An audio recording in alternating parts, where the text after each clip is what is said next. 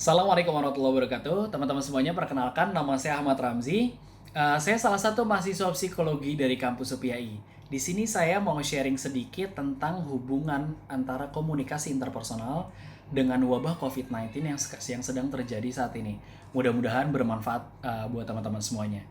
Sebelum saya sharing tentang antara hubungan komunikasi interpersonal dengan wabah COVID-19 yang sedang terjadi saat ini, saya mau sharing dulu nih, pertama-tama tentang apa sih itu komunikasi interpersonal? Oke, komunikasi interpersonal kalau menurut J.R. Miller dan M. Steinberg pada tahun 1975, komunikasi interpersonal dapat dipandang sebagai komunikasi yang terjadi dalam suatu hubungan interpersonal atau hubungan antar manusia. Kemudian Judy C. Pearson dan kawan-kawan pada tahun 2011 mengemukakan komunikasi interpersonal sebagai proses yang menggunakan pesan-pesan untuk mencapai kesamaan makna antara paling tidak dua orang dalam sebuah situasi yang memungkinkan adanya kesempatan yang sama bagi pembicara dan juga pendengar. Kemudian menurut Joseph A. DeVito pada tahun 2013 mengemukakan komunikasi interpersonal adalah interaksi verbal dan nonverbal antara dua orang atau kadang lebih yang saling tergantung satu sama lain. Kemudian menurut Ronald B. Adler dan kawan-kawan pada tahun 2009 mengemukakan komunikasi interpersonal adalah semua komunikasi antara dua orang atau lebih atau secara kontekstual komunikasi antar manusia. Oke, kemudian intinya kesimpulannya pada umumnya dari beberapa pengertian di atas dapat disimpulkan bahwasannya komunikasi interpersonal adalah komunikasi yang dilakukan dalam suatu hubungan interpersonal atau antar manusia dua orang atau lebih, baik secara verbal maupun nonverbal, dengan tujuan untuk mencapai kesamaan makna. Kemudian pada umumnya komunikasi memiliki beberapa elemen penting, yaitu sumber, penerima, pesan, saluran, encoding, decoding, gangguan, umpan balik, dan juga konteks. Begitu pula halnya dengan komunikasi interpersonal. Menurut Joseph A. DeVito, dalam komunikasi interpersonal memiliki beberapa unsur atau elemen penting, yaitu yang pertama sumber dan penerima. Komunikasi interpersonal melibatkan paling tidak minimal dua orang. Masing-masing pihak berperan, yang pertama sebagai sumber yakni membentuk dan mengirimkan pesan, yang kedua yaitu sebagai penerima pesan atau receiver. Gitu. Kemudian yang kedua itu adalah pesan atau message. Pesan merupakan sinyal yang dipandang sebagai stimuli atau rangsangan bagi penerima pesan dan diterima oleh salah satu indera manusia atau kombinasi dari beberapa indera manusia. Kalau misalnya zaman-zaman sebelumnya komunikasi itu cukup kecil ya lingkupnya, karena antara manusia dengan manusia, entah itu tulisan atau berbicara, kita berkomunikasi, ada si pembicara dan juga lawan bicara. Namun di zaman dengan teknologi yang canggih sekarang ini, pesan gak hanya berupa tulisan dan juga antara omongan si source dengan si receiver ini, namun pesan juga dapat dibuat berupa konten. Contohnya seperti video yang sedang saya buat sekarang ini. Ini adalah salah satu bentuk pesan yang saya sampaikan kepada pemirsa semuanya. Gitu. Kalau misalnya berupa tulisan, maka stimuli atau rangsangan yang diterima oleh si receiver yaitu rangsangan yang diterima dari indera mata. Kemudian kalau misalnya berupa suara, misalnya contoh ngobrol satu sama lain, komunikasinya berupa perbincangan, itu yang diterima atau rangsangan yang diterimanya itu dari indera telinga atau indera pendengaran. Namun kalau misalnya pesan yang dikirimkan atau yang disampaikan berupa video seperti yang sedang saya buat atau konten yang sedang saya buat sekarang ini, itu stimuli atau rangsangan yang diterima oleh si receiver tersebut merupakan kombinasi dari beberapa indera manusia, baik dari indera penglihatan atau mata maupun dari indera telinga atau pendengar. Kemudian ada encoding dan decoding. Apa sih yang dimaksud dengan encoding? Encoding adalah tindakan mereproduksi pesan seperti nulis, berbicara, atau membuat sebuah konten. Kemudian apa itu decoding? Decoding itu tindakan memahami pesan seperti mendengar atau membaca atau menonton. Kemudian media atau channel. Yang dimaksud dengan channel adalah media yang digunakan untuk menyampaikan pesan yang menghubungkan sumber dengan si penerima. Gitu. Contoh kalau misalnya berupa tulisan, medianya berupa kertas. Kemudian kalau misalnya berupa konten, medianya itu bisa via sosial media, via YouTube dan sebagainya. Kemudian gangguan atau noise. Secara teknis, gangguan atau noise adalah segala sesuatu yang mendistorsi sebuah pesan. Contohnya gini, gangguan atau noise itu terdapat beberapa jenis. Ada gangguan semantik, ada gangguan fisiologis, ada psikologis, intelektual, dan juga lingkungan. Contoh, ketika kita berkomunikasi kemudian ada gangguan atau ada sesuatu yang mendistorsi.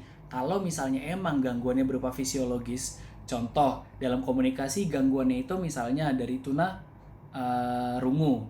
Jadi dia ada kesulitan untuk ada permasalahan dalam pendengaran atau tunawicara. Kita harus memahami simbol-simbol yang dikeluarkan karena dia tidak bisa berbicara. Kemudian umpan balik atau feedback. Umpan balik atau feedback adalah informasi yang kita terima sebagai bentuk respon terhadap pesan yang telah kita kirimkan. Kemudian umpan balik dapat berupa umpan balik berupa verbal maupun nonverbal, dan umpan balik positif maupun umpan balik negatif dan lain sebagainya. Kemudian konteks. Konteks adalah suatu komunikasi berlangsung dalam sebuah konteks atau lingkungan yang mempengaruhi bentuk dan isi pesan yang akan disampaikan. Selain itu, konteks lingkungan dan konteks situasi atau budaya di mana komunikasi terjadi juga dapat mempengaruhi keluaran atau efek yang dihasilkan. Kemudian yang terakhir adalah ethics atau etika. Karena komunikasi selalu memiliki konsekuensi, oleh karena itu, dalam berkomunikasi harus selalu melibatkan etika komunikasi. Contoh gini, ketika kita berkomunikasi dengan teman sebaya, mungkin kita memiliki beberapa kelonggaran dalam etika. Contoh, dalam penggunaan bahasa pun kita masih bisa menggunakan gua lo, penggunaan bahasa-bahasa yang istilahnya cukup funky lah. Namun ketika kita berbicara dengan lawan bicara kita yang lebih tua, untuk menghormati kita memiliki beberapa etik yang harus kita perhatikan. Contoh dalam penggunaan bahasa, nggak mungkin ketika kita ngobrol sama orang tua kita menggunakan bahasa gue lo, gitu. Harus lebih memiliki etika. Contohnya misalnya dalam penggunaan bahasa lebih halus, penggunaan bahasa yang lebih baik, gitu. Kemudian apa sih manfaat dalam mempelajari komunikasi, terutama komunikasi interpersonal ya? Yang pertama, mendatangkan manfaat intelektual, yaitu kitanya pribadi mendapat ilmu tentang gimana sih cara berbicara dengan lawan bicara kita, ketika kita mendapati lawan bicara kita seperti apa, ketika kita berkomunikasi dengan kelompok ini seperti apa, ketika kita lagi berkomunikasi dengan kelompok yang lain itu harus bagaimana cara komunikasi kita. Kemudian yang kedua, memberi manfaat praktis termasuk di dalamnya pribadi, sosial, hubungan, dan profesional. Kita dapat mempraktekkan hal tersebut karena yang pertama kita udah dapat ilmunya secara intelektual, yang kedua itu secara manfaat praktis. Jadi kita bisa mempraktekkan, kita harus berkomunikasi antar pribadi kita sendiri terhadap sosial, hubungan, maupun secara profesionalisme. Kemudian, komunikasi interpersonal membantu kita memenuhi kebutuhan sosial kita. Dengan memahami proses komunikasi interpersonal akan memberikan pandangan terhadap bagaimana suatu hubungan dapat menjadi lebih sukses dan memuaskan. Contoh, ketika kita dalam menjalin hubungan profesionalisme dengan kolega kita, atau ketika kita sedang berkomunikasi antara anak dengan orang tua. Kalau misalnya kita paham bagaimana kita berkomunikasi interpersonal, kita jadi lebih mengerti, kita jadi lebih mendapat poinnya dan lebih sukses dan memuaskan dalam terjalinnya komunikasi tersebut. Oke teman-teman semuanya, sekarang masuk ke dalam bagian antara lantas apakah hubungan antara komunikasi interpersonal dengan wabah COVID-19 yang sedang terjadi saat ini. Oke teman-teman semuanya, teknologi zaman sekarang itu kan udah sangat maju. Karena itu menjalin komunikasi secara interpersonal itu nggak hanya dapat dilakukan dengan tatap muka, namun dapat dijalin dengan menggunakan beberapa media. Contohnya itu dengan menggunakan media ponsel pintar atau smartphone. Namun dengan demikian, kita harus tetap memahami bagaimana komunikasi interpersonal yang baik sekalipun dengan menggunakan alat komunikasi ponsel pintar. Mengapa demikian? Karena dengan menggunakan ponsel pintar tersebut atau dengan menggunakan media smartphone itu, komunikasi kan jadinya nggak tatap muka ya. Itu yang dikhawatirkan terjadi miskomunikasi karena lawan bicara kita atau lawan komunikasi kita nggak dapat. Contohnya kalau misalnya via message atau via pesan chat, itu kan si lawan bicara atau lawan komunikasinya nggak dapat mendengar bagaimana intonasi kita. Jangan sampai ketika kita nggak memahami bagaimana komunikasi interpersonal yang baik, itu membuat ketikan chat kita terbaca seolah seperti sedang marah, menggebu-gebu, padahal nggak dalam keadaan seperti itu sebenarnya. Kemudian ketika kita menjadi receiver atau penerima pesan, kalau misalnya emang kita nggak memahami komunikasi interpersonal yang baik, uh, yang dikhawatirkan ada miskomunikasi, padahal si lawan bicara kita atau si source-nya ini, si sumber yang mengirimkan pesan terhadap kita itu sebenarnya dia berbicara dengan baik-baik, cuma karena kita nggak memahami interpersonal yang baik, komunikasi interpersonal yang baik, kita membacanya seolah kayak timbul persepsi negatif. Gitu, maka dari itu dengan kita memahami bagaimana komunikasi interpersonal yang baik, kita tetap dapat menjalani hubungan antar pribadi dengan saudara, kerabat, dan kolega sekalipun tidak dalam bertatap muka.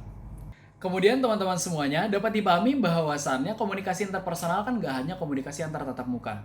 Gak hanya komunikasi antara kita dengan lawan bicara kita secara langsung, baik berupa chat maupun berupa telepon yang dimediasi atau dengan media ponsel pintar atau smartphone. Karena teknologi sekarang udah maju, konten-konten dalam sosial media pun termasuk dalam komunikasi interpersonal. Contoh, dalam beberapa media sosial kita bisa ngelihat desain grafis, flyer, brosur, kemudian video-video, termasuk konten yang sedang saya buat sekarang ini, itu termasuk ke dalam komunikasi interpersonal. Mengapa termasuk ke dalam komunikasi interpersonal? Karena di antara media tersebut, di antara konten-konten tersebut tetap melibatkan antara si penerima yang pembuat konten dan si penerima pesan, yaitu kita yang ngelihat konten tersebut. Kemudian ada pesan yang disampaikan di dalam konten tersebut. Ada decoding, ada encoding, ada pola pembuatan pesan, ada penerimaan pesan, kemudian ada media yang digunakan juga, terdapat distorsi dalam penerimaan pesan, umpan balik atau feedback, konteks, dan juga etika. Oleh karena itu, dalam keadaan pandemi sekarang ini kan banyak berita di media massa, konten-konten di media massa yang menerbitkan beragam berita. Mulai dari banyaknya korban dari wabah ini, kemudian keadaan ekonomi negara, bahkan hingga berita tentang hubungan antara wabah COVID-19 ini dengan politik nasional maupun internasional. Jadi seperti yang telah dijelaskan pada bagian manfaat, manfaat kita dapat memahami komunikasi interpersonal. Dengan kita memahami komunikasi interpersonal dengan baik, kita dapat memahami bahwa ini pesan yang disampaikan tuh seperti ini loh. Jangan sampai kita nangkapnya secara, yang pertama secara mentah-mentah, atau yang kedua dipenuhi dengan persepsi negatif yang dikhawatirkan akan menghasilkan yang sebenarnya poinnya itu beda dengan yang dimaksud dengan si pengirim pesan tersebut. Gitu teman-teman semuanya. Dan apabila kita sudah memahami, kita jadi tahu kita tuh harus apa kalau misalnya emang ketika kita mendapatkan pesan tersebut atau mendapati dalam komunikasi interpersonal itu kita mendapati konten-konten itu baik, oke, kita bisa menjalani, bisa mengaplikasikan, dan juga bisa mengingatkan, mengajak teman-teman yang lainnya atau kerabat-kerabat yang lainnya. Namun kalau misalnya emang konten tersebut atau berita tersebut tidak baik, kita bisa menjauhi dan juga bisa mengingatkan teman-teman semuanya untuk tidak terpengaruh terhadap berita tersebut. Jadi gitu teman-teman semuanya. Sekian sharing tentang hubungan antara komunikasi interpersonal dengan wabah COVID-19 yang sedang terjadi pada saat ini. Gitu, mudah-mudahan bermanfaat untuk teman-teman semuanya. Saya Ahmad Ramzi, mohon izin pamit. Assalamualaikum warahmatullahi wabarakatuh.